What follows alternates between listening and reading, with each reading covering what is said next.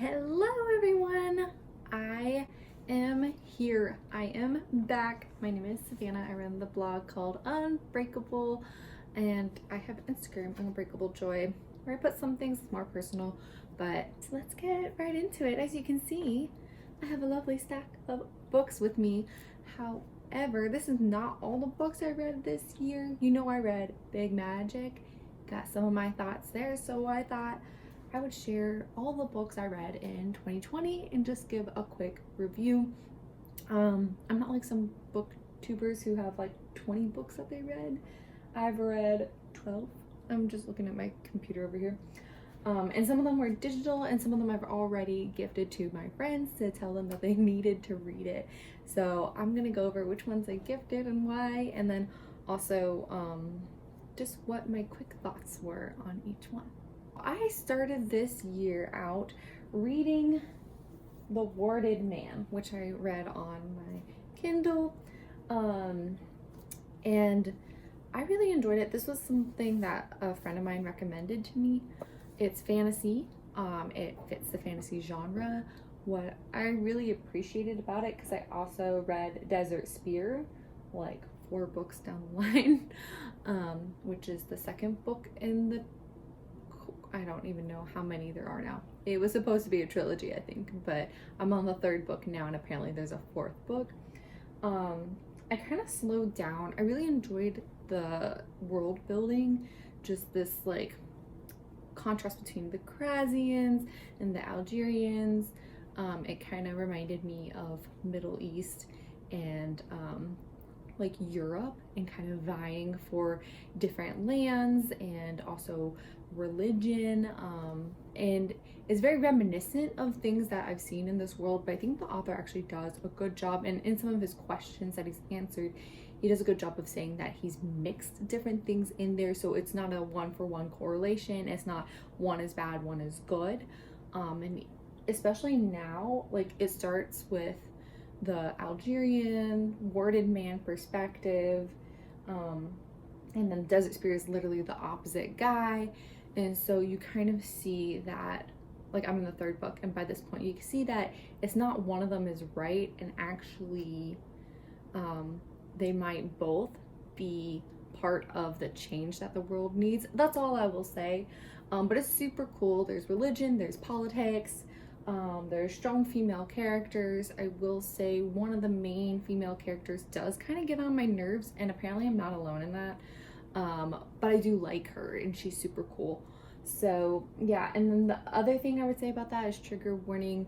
They do have rape scenes for the girls, which seems authentic to me for the historical time period that it was in, but I know some people have commented that it wasn't necessary. So, you know, you might not like that aspect of it, but that's just like, am I going to continue reading it? I don't know, but it's a quick and fun read. I'd recommend Desert Spear and Warded Man. Okay, the next book I read is actually one I have already gave to my friend and told her she has to read it. This one is Beartown by Eric Larson. Oh, sorry. I read Eric Larson most recently, by Frederick Bachman. What about this book is that it actually focused on sexual assault, and I think the author was very sensitive and very complete with having the assaulter, the witness, the parents for each party, and then like obviously the girl, and there was also some side characters and it had LGBTQ representation, specifically gay for this one, and yeah, it was cool. It's about a small town. They really love hockey. Their star hockey player is the perpetrator, which town like really was riding on their hockey team, the young hockey team, going to state, which is incredible pressure for a kid. And then the girl is the daughter of the general manager, so there's some of those like kind of inner politics going on, and it makes it super interesting, and it, I think, really is representative of the complexity of a sexual assault kind of case, one of the complexities that could happen. I just think it does really great with the intricacies of people's emotions, parents, community, and the actual people involved. So I thought that was great. That was definitely a 5 out of 5. And I think everybody should read it, especially during this time when we're definitely recommend Beartown. All right, the next book I read was Big Magic, and I already talked about that in my chatty. I'll link it. Basically, I recommend it. I think it's really good if you are trying to do anything creative. And I think the whole point of the book that I found so inspiring was that everything you do in your life is creative, because to live your life is to do. So if you are doing, then you are creating. And so the book is kind of like inspiration. Like if you are creating, then you should be tapping into what it is that makes you, you, and sharing that creativity with the world, not just like repeating. So I really liked Big Magic. My only tailorization for the recommendation is that if you're really not into spiritual kind of things, she does look at it that way, and she's very aware and tells you that you don't have to see it the way that she does. I think whether you're spiritual or not, you could read it like a mental exercise and still get what she's trying to say. So I would recommend it. I would say, again, it does tend to the spiritual side, and I know in comments some people didn't really relate, that made them disconnect. And I know from other comments, and I also agree as well, it does seem a bit long for what it's worth, but I still think it's worth it if you're just needing a little hand holding. And the next book I read, I actually do have on my bookshelf, I forgot. It's This One Summer, and I kind of forgot because it was super quick to read. It's a graphic novel.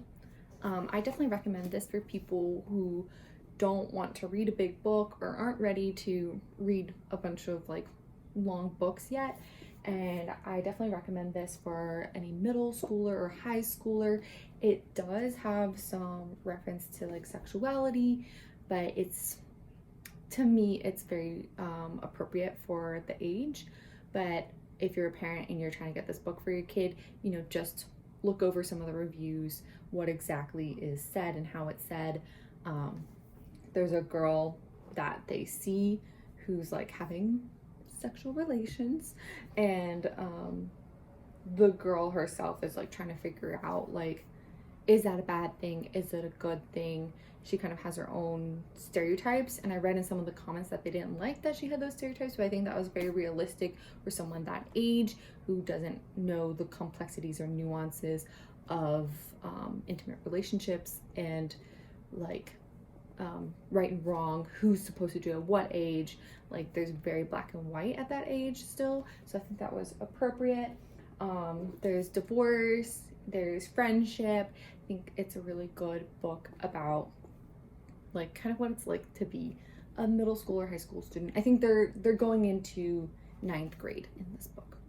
So I recommend this book for kids, and I also recommend it for adults who just kind of want to have that little nostalgia feel. It's a very quick read, and I love the blue. I don't know if that's like fall graphic novels. I've not really read much, but I love the blue. And I really love the dynamic with the mother, because as an adult retrospective, it's kind of like you can see where you're like, oh, I see why the kid finds that annoying, but you can also see at the same time like that there's so much more going on.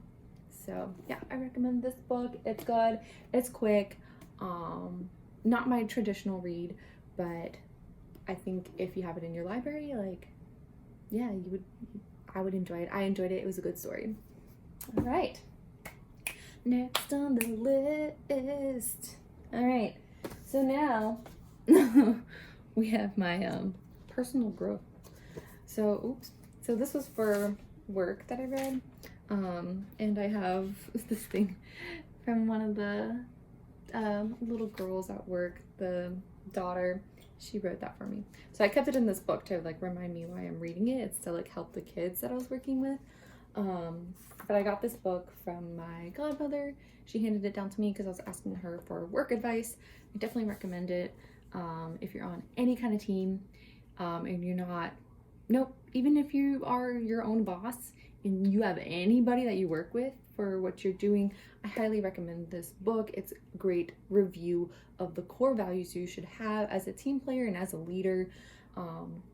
It's called The 17 Essential Qualities of a Team Player. Sorry, I didn't say that. And it's by John Maxwell. He has little quotes, and they kind of like drive the chapter, and then he has a reflection, and then you can have a practice where you take it back to yourself. And so I would read these each day that I went into work, and I look at the practice thing, and I was like, okay, like, how am I going to focus on being competent today? What is one thing I can do different to enhance my competency? So I think it's really great no matter what level you're at. If you're just new to working in the field like me, or even if you're a veteran, you might not want to buy it if you're a veteran, but it might be a good review to just think of ways that you're like, oh, I'm stuck. Where can I improve on my evaluation? Use this to focus on some of these 17 essential qualities. Not much else to say about that. I recommend. All right, Desert Spear was the next one that I finished at this time, and I already told you about that series. Oh yeah, the author for that is Peter Brett. Apologies for not mentioning that earlier. Peter Brett. All right, so the next book that I read was All the Light We Cannot See. This book I had seen multiple people from my Goodreads either read or want to read. And I know that my uncle had wanted to read it, and finally he had already read it, and I had purchased the book, and I was trying to decide which book to read next off of my to-read shelf, and he said it was good, and I just thought it was a cool opportunity to connect with him and actually talk with him about his books. He loves like action and mystery, and I don't really read those books that much anymore, so I thought that would be a cool opportunity to be like, oh, I'll pick it up and we'll talk about it. So that's actually why I started reading this book. But once I'm logging in. Once I started reading it and getting into it, I just thought the prose reminded me of how I speak in my brain, and if I could write properly, that's like how I would want it to look like. It was lyrical. It was like music to me. The way the words went together, how it sounded in my brain was very natural for me, but I'm a more wordy person, so some people might find it wordy. I didn't see any reviews saying that in the Goodreads for this one, but I also didn't read as many comments on this one because I liked it. It was a bit slow for me. It took a while for me to get through it, but I didn't think that was a bad thing. Sometimes I think you need to sit with a book, and it's about World War II. It's about a kid who gets drafted into the German army, and then a girl who is on the run and hiding because of that. So it's interesting. It's a different way than I have seen for talking about the Nazis. So I think it was really interesting, that insight of was it Hans? No, Werner. Okay, Werner is the orphan who joins the German army because he's so intelligent with radios and things like that. And Mary Laure is the other girl, and she's from France, and they have to leave because her father is in possession of like very valuable things, and the Nazis were taking out all the cultural history there. So I thought it was interesting that it had all that, and it starts out with kids and then it goes up to like adulthood as well, and there's like actually like a good portion that's kind of about that, and I thought that was very interesting the way it was done. It's like a good story. Like when someone tells you a storyteller, that's what I think of for this book, and for the historical time period that it's set in too. It doesn't feel historical. It feels like a story, like beyond belief, and I really like that because it still manages to capture the horror while being also in a way beautiful, like beautiful horror. So I really did like this one. And I have another book that was horror, and I really just did not like the horror at all. But this one was still very sensitive to like normal people's sensibilities about death, and just kind of made it like a poignant story. Yeah, I think I talked a little too much about that one. I didn't know how to organize my thoughts, and I never wrote a review for it, but I definitely recommend this one. It is definitely good, and I think the part to me that was so interesting was seeing Werner and how his schooling was like to get into the army, and yeah, like how they treated him even as like being part of it.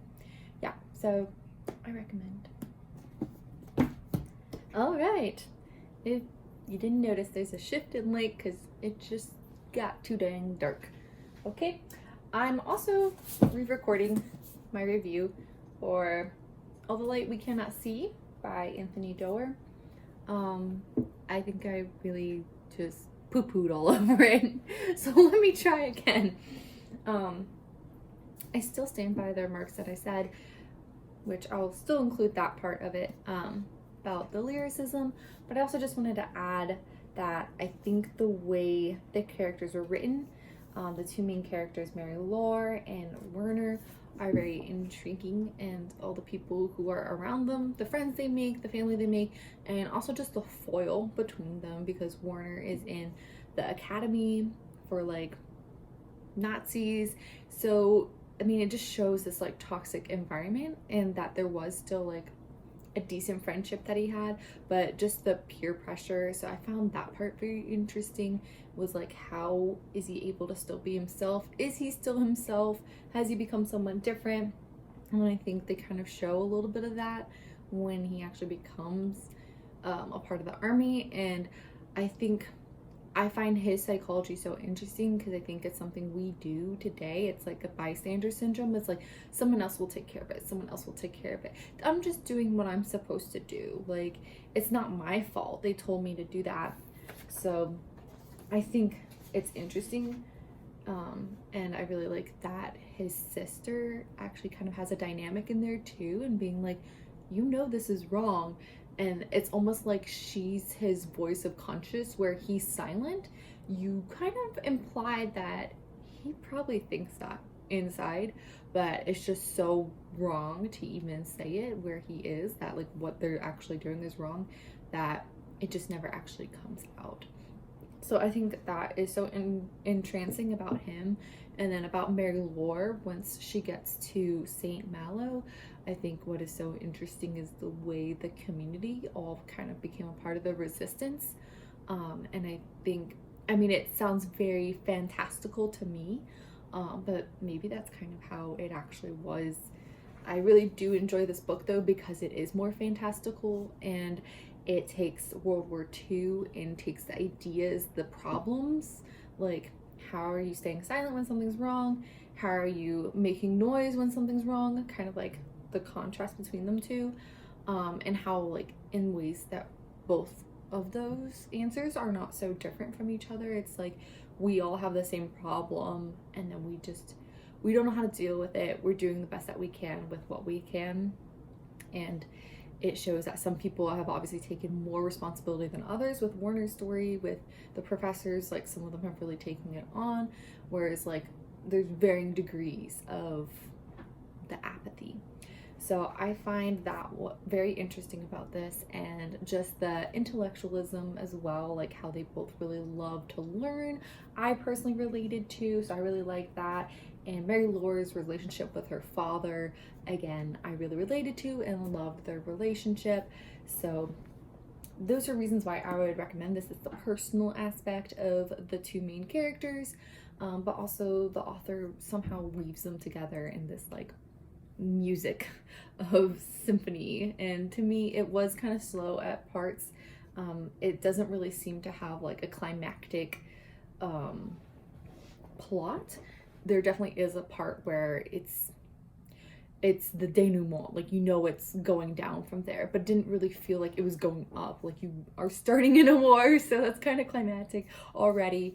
And then it just kind of goes backwards and leads you to how their choices led them to that spot. So it's slow, but a good book. If I learned something about an idea, like I learned about the idea of silence, and it added to the nuance of bystander effects and standing up for things, I think that makes a really good book. So that's why I liked All the Light We Cannot See.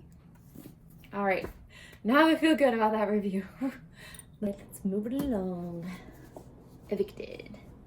This book is by Matthew Desmond, who is a Harvard sociologist. Oh, looking at the back. And he presents the viewpoints of, I think it says 8, but there's really like 2 to 4 main families. that live in extreme poverty, and he writes their life as if it is a story, as if it is like a memoir, so that most of the book is just getting to know people who live in, if you're middle class or like, I don't know, just not in extreme poverty, getting to know what that is like on the daily level and feeling that empathy, that human empathy.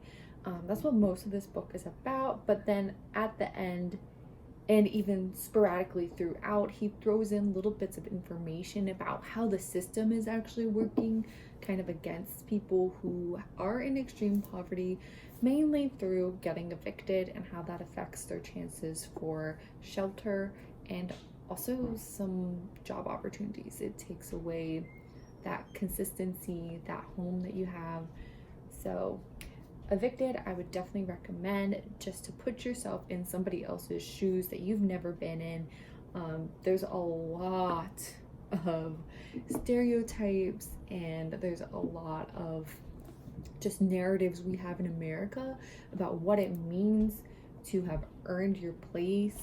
And so if you don't have, then there's a lot of assumptions that you didn't try, or you're lazy, or you must have deserved it somehow. And I think this book helps to shatter some of those things that we may know are not right, but we just don't know how people who are in extreme poverty live. So I think this is a really great book for that.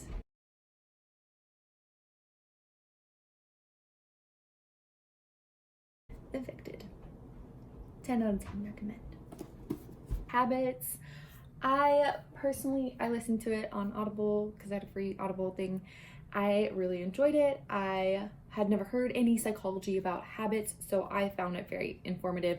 However, when I read Goodreads, a lot of people said that there are other books that are more scientifically based, and that he uses some examples that aren't like, that are just to his advantage. So it's not really like as you should if you're writing, or even if you're science, you know, you wouldn't use those examples because they weren't saying it happened, wasn't the exact way it happened, I guess.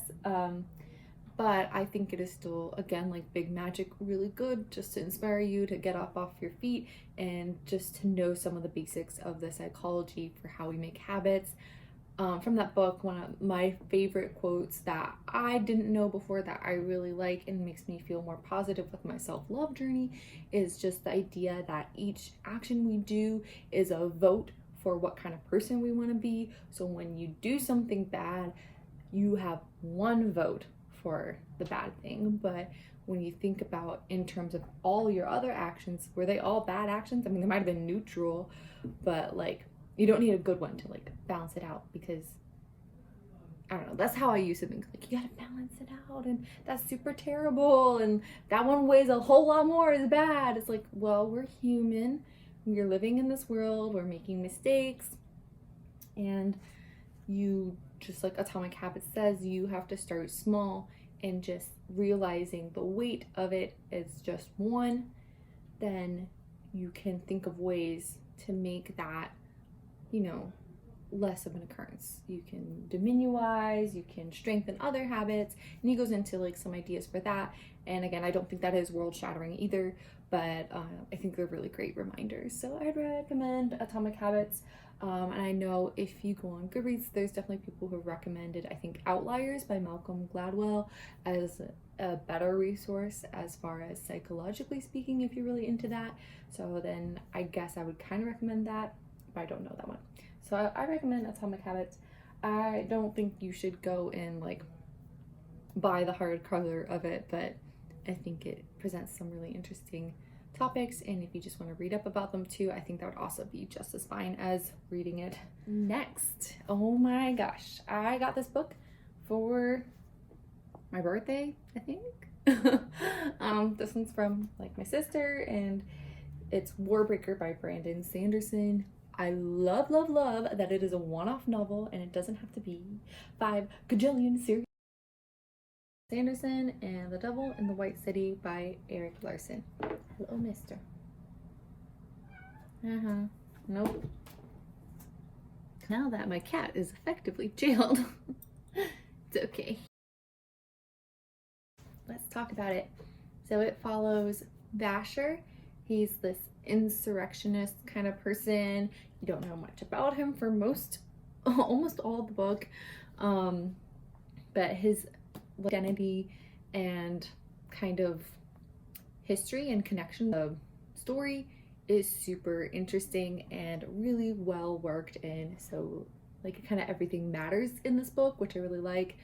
Then there's two princesses from the country of Idris who is trying to keep at bay the giant economic commerce state of Hallandran, which makes bunches of dyes and colors, like actual colors.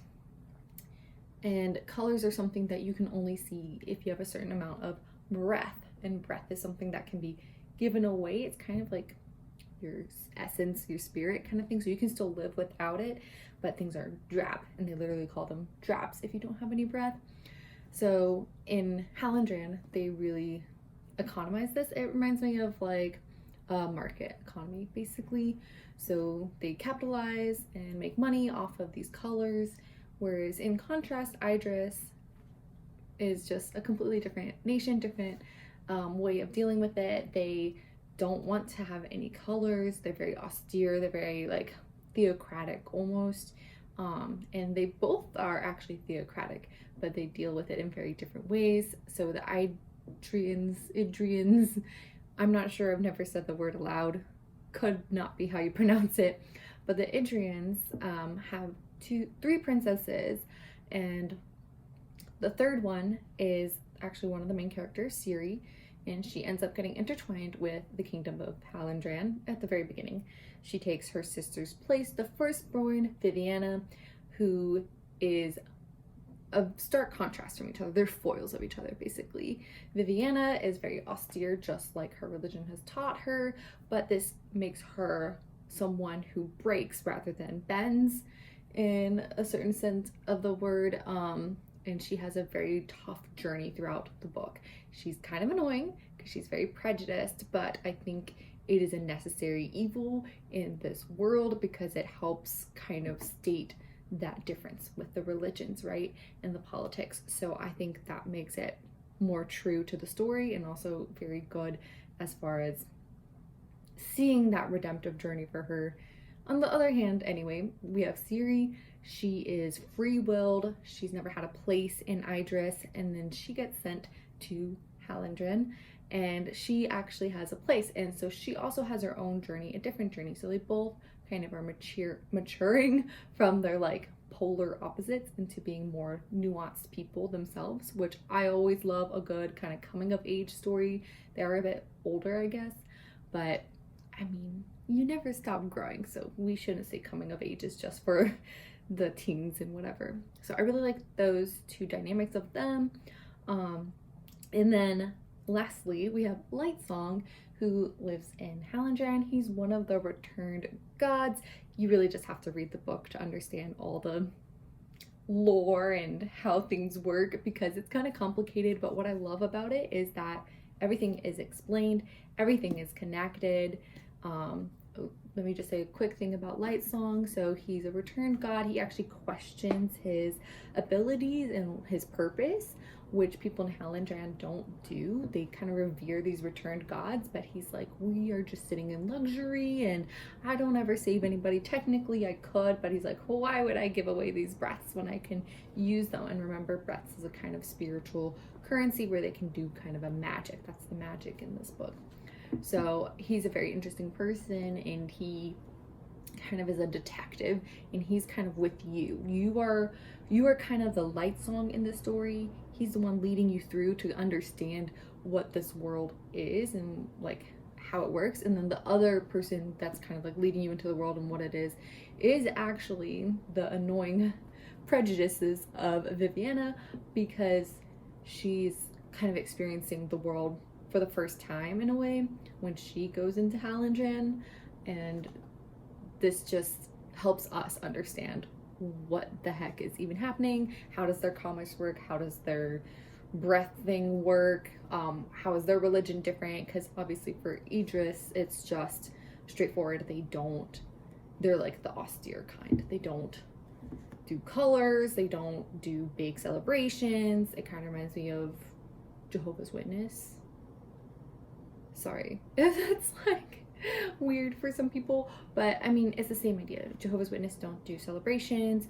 They focus on the word, and they focus on like spreading the word, and it's more about the connections than like the show. And Helen Dran is like the opposite of that, and Idris is very kind of aligned with that idea, if that helps anybody. But either way, definitely recommend. It is a one-off novel, which I do love for fantasy. They do tend to be series, some of them done well, some of them just, I don't like reading multiple books, okay? So it all wraps up, and I definitely recommend. Let's talk about the devil in the White City. Okay, so Eric Larson has weaved together, somewhat impossibly and maybe not to complete effect, the story of H.H. Holmes, the first serial killer who resided in Chicago during the World's Fair, and the story of how the Chicago World's Fair was even created, one of which I found a lot more interesting. So I got this book because of a history of death class that I was in. So from that aspect, I could see how this book would be helpful with both the history of the fair and the like kind of psychology and effect of death from the fair and also from the serial killer.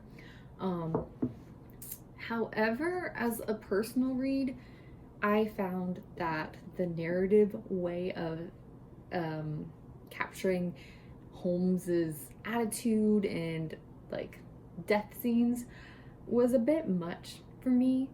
I didn't appreciate it. I found it very hard to stomach and also kind of creepy at night.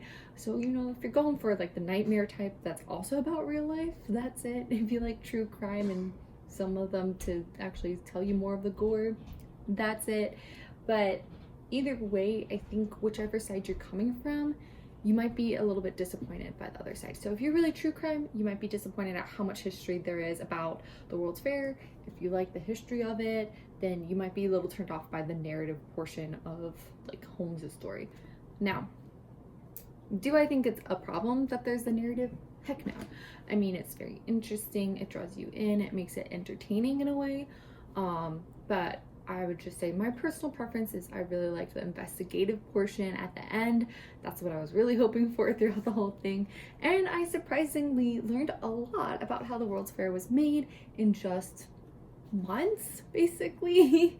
And so many things were last minute. That was very stressful to read as well, but very interesting. And I think the author brought in a lot of perspectives of all the leaders who were kind of involved in it, and I thought it was so interesting to see how personality played maybe a bigger part than we would think in history, where we don't hear that. So I really like hearing those kind of things.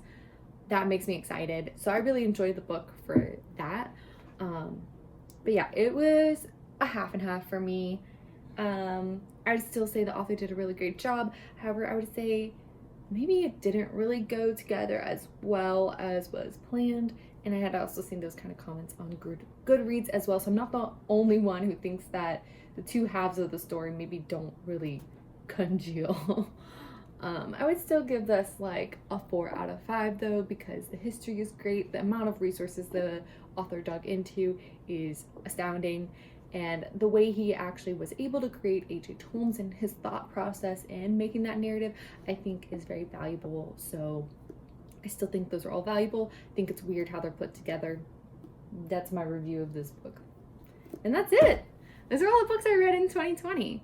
Let me know if any of these are on your reading list. And if you have any reviews of these books, if you've already read them, please give me your own opinion. And as always, have a lovely, lovely day. Bye.